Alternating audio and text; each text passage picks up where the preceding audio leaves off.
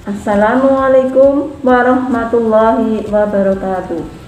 Apa kabar kalian semua? Semoga kalian semua sehat. Pada kesempatan ini, Bu Guru akan menyampaikan tata tertib siswa. Tata tertib siswa pada masa pandemi berbeda dengan tata tertib siswa pada masa sebelum pandemi.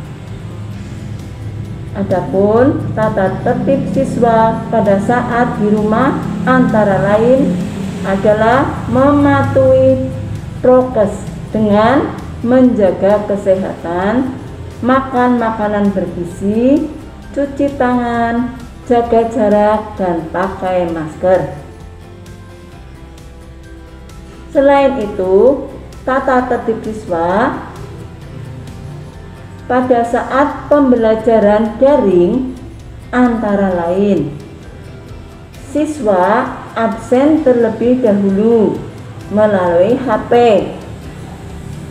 Kemudian siswa siap mengikuti pembelajaran yang dibimbing oleh guru kelas.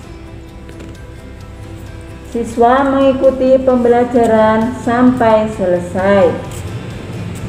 Selanjutnya, siswa mengerjakan tugas guru sesuai perintah. Kemudian, siswa mengerjakan tugas dengan mandiri. Setelah mengerjakan tugas, kalian menyetorkan tugas yang diberikan oleh guru. Demikian tata tertib yang wajib ditaati oleh siswa atau peserta didik pada masa pandemi. Sekian, terima kasih. Wassalamualaikum warahmatullahi wabarakatuh.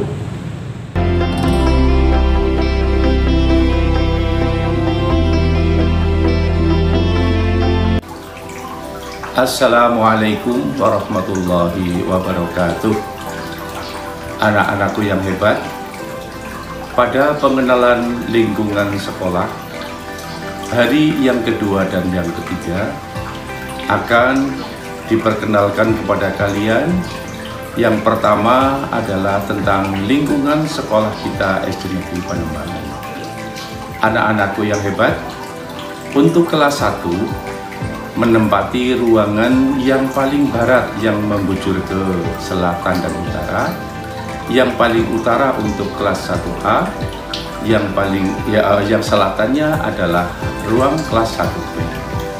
Adapun ruang kepala sekolah dan ruang guru itu berada di sebelah timur pada gedung yang membujur ke utara dan ke selatan yang paling utara. Sebelah selatan daripada ruang kepala sekolah dan guru adalah ruang kelas 6B. Selatannya adalah ruang kelas 6A.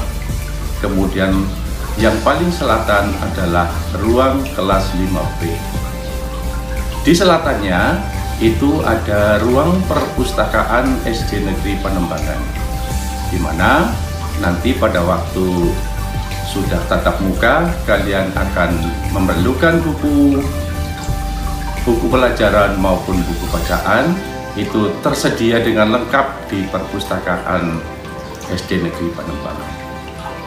Adapun kamar mandi dan WC itu terletak di belakang gedung yang membujur ke utara dan timur, yaitu letaknya di belakang perpustakaan dan kelas 5B. Untuk ruang WC anak putri di sebelah utara dan selatannya adalah WC untuk anak putra. Kemudian kita berjalan ke belakang, ke selatan, itu di situ ada WC lagi untuk anak putra dan untuk anak putri. Kemudian masih di belakang gedung yang membujur ke barat dan yang ke timur, itu di situ ada kantin SD Negeri Panembahan. Di sebelah baratnya adalah musola. Kemudian kita berjalan ke utara, gedung yang membujur ke barat dan yang ke selatan yang paling timur adalah untuk kelas 5A, kemudian kelas 4B, kelas 4A, kelas 3B, dan kelas 3A. Kemudian kita berjalan ke utara, adalah di situ ada ruang kelas 2B. Berjalan ke utaranya lagi, di situ ada ruang komite sekolah. Anak-anakku yang Pak Guru sayangi, di sebelah utaranya di situ ada ruang UKS, itu ruang usaha kesehatan sekolah yang lengkap dengan peralatan UKS-nya. Kita berjalan ke utaranya lagi adalah kelas 2A. Nah, di situ di sebelah utaranya lagi seperti yang Pak Guru sebutkan pada awal, kelas 1B, dan yang paling utara adalah kelas 1A. Demikian untuk perkenalan lingkungan sekolah kita yang biasanya pada waktu-waktu hari-hari yang normal kalian akan dibawa jalan-jalan oleh Pak Guru keliling untuk melihat lingkungan sekolah kita SD Negeri Panembangan. Anak-anakku, berikutnya Pak Guru akan memberikan materi yaitu tentang PHBS. Apa itu PHBS anak-anakku? PHBS singkatan dari perilaku hidup bersih dan sehat. Pengertian PHBS dalam kehidupan sehari-hari adalah perilaku hidup bersih dan sehat. Perilaku hidup bersih dan sehat adalah semua perilaku atau perbuatan kesehatan yang dilakukan dengan kesadaran diri sendiri. Contohnya, kesehatan pribadi. Kesehatan pribadi adalah usaha untuk mencapai kesehatan yang harus dilakukan oleh diri sendiri. Contohnya, mandi sehari 2 kali, pagi dan sore hari, dengan air yang mengalir dan memakai sabun mandi. Setelah mandi, kemudian tubuh dikeringkan dengan handuk yang bersih. Setelah itu, handuk dijemur atau diisis agar supaya kering. Yang berikutnya, menjaga kebersihan dan kesehatan anggota tubuh yang lainnya, seperti kesehatan mata. Nah, di masa pandemi COVID-19 ini, kalian biasanya lebih suka bermain dengan HP, bermain game di HP. Perlu diingat anak-anakku, jangan terlalu lama menggunakan HP karena bisa merusak saraf-saraf mata kita. Yang kedua, menjaga kebersihan telinga kita, menjaga kebersihan hidung, dan menjaga kebersihan mulut dan gigi, ya, seperti bersikatan. Bersikatan yang baik sehari adalah setelah selesai makan dan sebelum tidur, agar gigi kita tetap sehat terjaga. Ya, bersikatan menggunakan pasta gigi. Yang berikutnya, memotong kuku.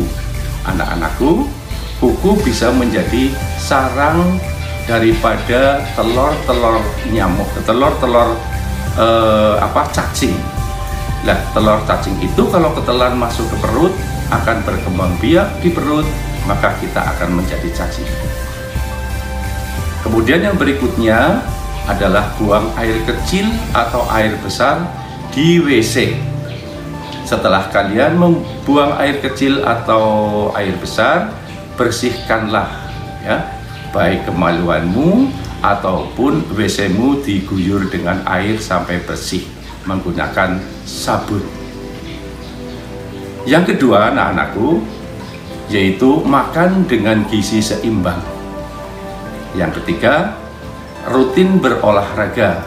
Ya, karena sedang di rumah saja, boleh kamu lakukan di rumah seperti senam dengan ibu atau ayahmu, atau berlari-lari kecil pada waktu pagi hari di sekitar rumahmu, atau bersepeda di sekitar rumahmu. Yang penting kita tetap menjaga protokol kesehatan. Yang berikutnya, anak-anakku, kita harus memberantas jentik-jentik nyamuk yang akan berkembang menjadi nyamuk. Bukan hanya nyamuk saja, tapi binatang-binatang kecil yang menjadi pengganggu kesehatan kita, seperti tikus, kecoa, cicak, dan lain sebagainya. Yang berikutnya adalah membuang sampah pada tempatnya. Jangan sembarangan kamu membuang sampah, apalagi sampah plastik. Sampah-sampah plastik dipilah dengan sampah yang organik, kemudian sampah plastiknya dikubur, kemudian sampah organiknya bisa dijadikan pupuk. Yang berikutnya, mencuci tangan sesering mungkin. Apalagi di masa pandemi ini, ya, kita harus mencuci tangan sesering mungkin, menggunakan sabun dan menggunakan air yang mengalir. Anak-anakku yang hebat, adapun manfaat PHBS antara lain yang pertama, terhindar dari berbagai macam penyakit. Yang kedua, lebih bertenaga atau lebih bersemangat. Yang ketiga, produktivitas dalam belajar, walaupun belajar di rumah, tapi kamu tetap semangat dan belajarnya menjadi meningkat. Yang keempat, berat badan kita akan terjaga. Anak yang sehat, semakin umurnya bertambah, maka berat badan dan tinggi badan bertambah pula dengan ideal. Anak-anakku yang berikutnya yaitu hidup lebih teratur. Dari bangun tidur sampai tidur kembali, kita tetap menjaga kebersihan dan keteraturan hidup. Yang keenam, bersikap positif atau positive thinking. Demikian sesingkat ini, semoga bermanfaat untuk kita semua. Salam olahraga, salam sehat, salam tangguh. Assalamualaikum warahmatullahi wabarakatuh.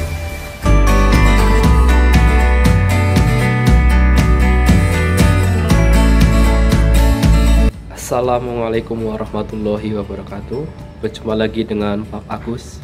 Di sini Pak Agus akan menjelaskan materi tentang pengenalan cara belajar daring, luring, tatap muka pada masa pandemi dan kebiasaan baru, khususnya di SD Negeri Panambangan. Yang pertama, Pak Guru akan menjelaskan tentang pembelajaran daring. Daring merupakan kepanjangan dari dalam jaringan atau pembelajaran online.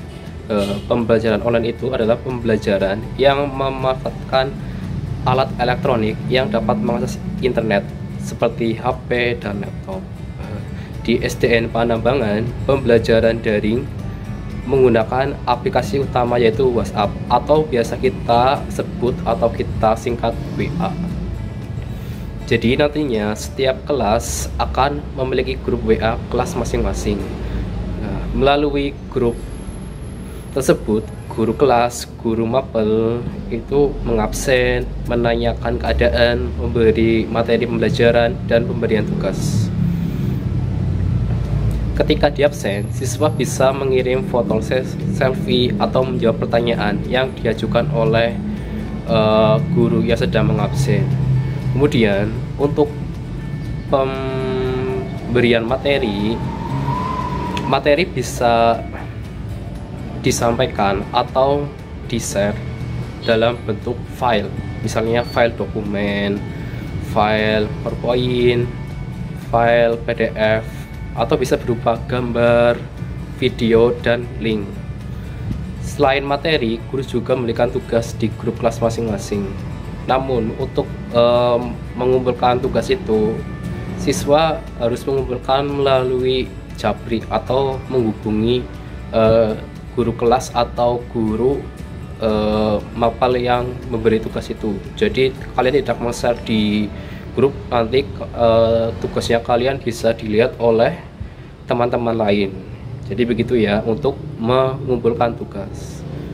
Kemudian selanjutnya pembelajaran luring. Pembelajaran luring atau luar jaringan. Untuk pembelajaran luring ini dilaksanakan terbatas kepada siswa yang mengalami kendala atau kesusahan dalam mengakses internet. Guru nantinya bisa melaksanakan home visit atau kunjungan ke rumah secara berkala. Namun kunjungan ke rumah ini harus tetap memperhatikan protokol kesehatan. Untuk materi selanjutnya, Pak Guru akan menjelaskan tentang pembelajaran tatap muka atau sering disingkat dengan PTM. Pembelajaran tatap muka dalam waktu dekat ini belum bisa dilaksanakan, mengingat kondisi pandemi yang sedang mengalami kenaikan kasus yang cukup tinggi. Namun di SDN Panembangan sudah melaksanakan 2 kali percobaan PTM ini, dan alhamdulillah bisa berjalan dengan baik.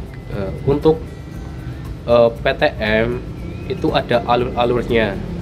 Kalian bisa lihat di video yang lain ya untuk melihat alur pelaksanaan PTM di sekolah. Untuk materi terakhir, Pak Guru akan menjelaskan tentang kebiasaan baru. Kebiasaan baru di masa pandemi antara lain, yang pertama, kita harus memakai masker. Lebih baik jika menggunakan masker medis yang sekali pakai. Kemudian kita harus bisa jaga jarak minimal 1,5 hingga 2 meter. Kemudian kita harus bisa menghindari kerumunan.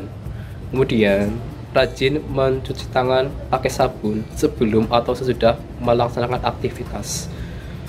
Jika tidak menemukan tempat cuci tangan, kita bisa menggunakan hand sanitizer. Kemudian kita tidak bersalaman dulu atau melakukan kontak fisik. Dan yang terakhir adalah penerapan PHBS atau perilaku hidup bersih dan sehat. Untuk materi PHBS, kalian bisa saksikan video dari Pak Dim. Jadi sekian materi dari Pak Agus. Semoga kita senantiasa diberi perlindungan oleh Allah, dan tentunya kita harus selalu berdoa agar pandemi ini bisa terlewati. Sekian penjelasan dari Pak Agus. Terima kasih atas perhatiannya. Wassalamualaikum warahmatullahi wabarakatuh.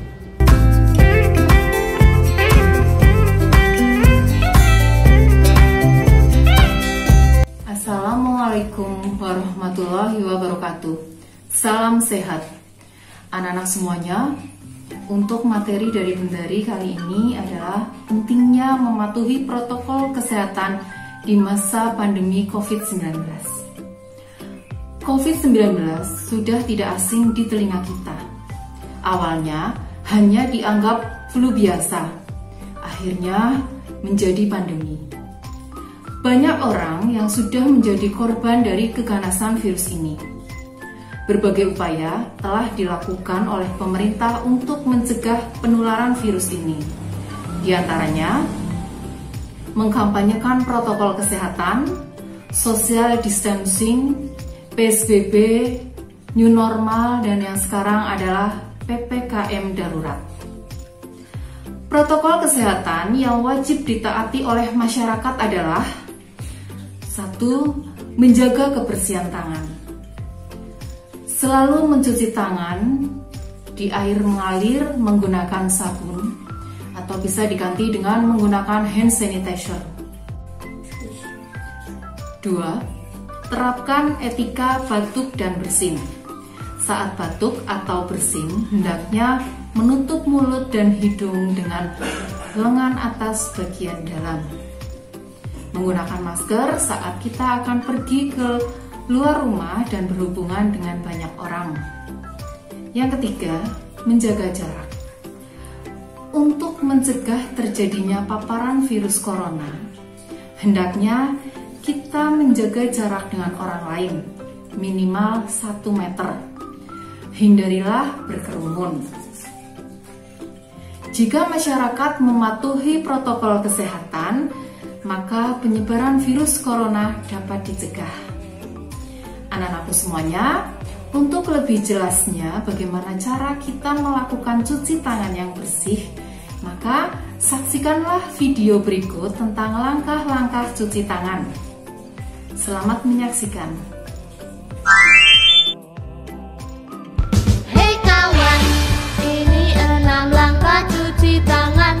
Basahi tangan, ambil sabun, ikuti arahan.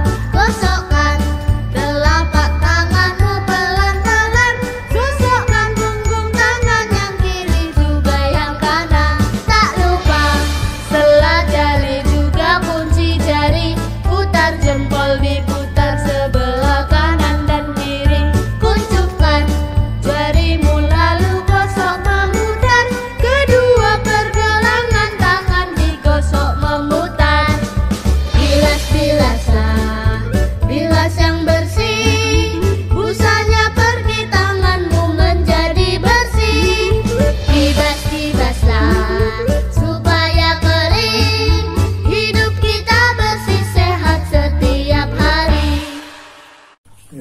Anak-anakku semuanya, demikian tadi video tentang langkah-langkah cuci tangan. Setelah ini coba kalian praktekkan ya. Anak-anak, ayo kita patuhi protokol kesehatan supaya pandemi ini segera berakhir dan kita bisa hidup normal dan sehat seperti dahulu lagi. Sekian materi dari Bundari. Semoga bermanfaat. Terima kasih. Salam sehat. Wassalamualaikum warahmatullahi wabarakatuh.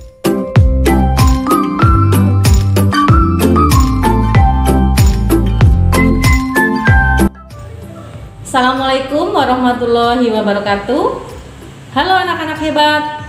Bagaimana kabar kalian hari ini? Semoga kalian selalu sehat tanpa kurang suatu apapun. Pada kesempatan kali ini, Bu Guru akan menjelaskan tentang narkoba dan dampak penggunaannya. Apa itu narkoba? Narkoba kepanjangan dari narkotika, psikotropika, dan bahan adiktif lainnya. Narkotika adalah zat atau obat dari bahan alam atau tanaman dan bukan dari bahan alam.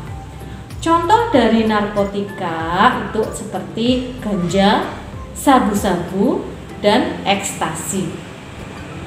Kemudian kalau psikotropika itu adalah zat atau obat yang bukan berasal dari narkotika, yang bisa menyebabkan penurunan dan pada aktivitas mental dan perilaku. Contoh dari psikotropika di sini ada alprazolam, kemudian merlopam dan niklona. Jadi yang namanya narkoba itu sangat berbahaya untuk kesehatan. Selain dampak-dampak di atas, juga bisa menyebabkan kematian dan sanksi bagi yang menggunakannya. Sanksinya apa? Dipenjara.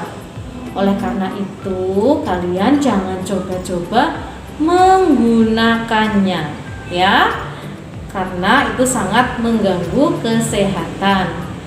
Demikian materi yang dapat Ibu sampaikan, semoga bermanfaat. Wassalamualaikum warahmatullahi wabarakatuh.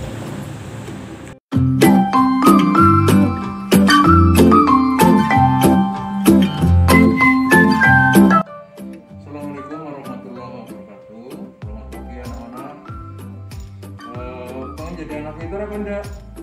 Kalau pengen jadi anak pintar harus rajin membaca buku.